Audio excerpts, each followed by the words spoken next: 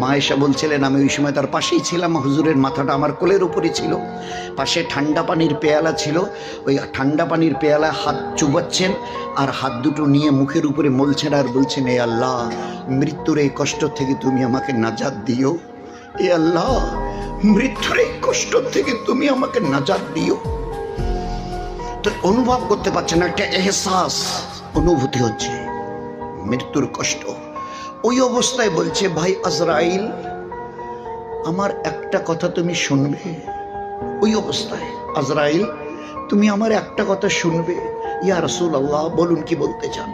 বলে শুধু কথাটাই, আজ থেকে নিয়ে আর কিয়ামত পর্যন্ত, টিল দ্য ডে অফ কিয়ামা, আজ থেকে কিয়ামত পর্যন্ত আমার উম্মতের পুরুষ মেয়ে ছেলে যুবক আর যুবতী বাচ্চা আর বাচ্চির যত লোকের রূহ তুমি বার করবে, আর বার করতে গিয়ে তাদের যে কষ্টটা হবে ওই কষ্টটা আমার উপরে চাপিয়ে দাও।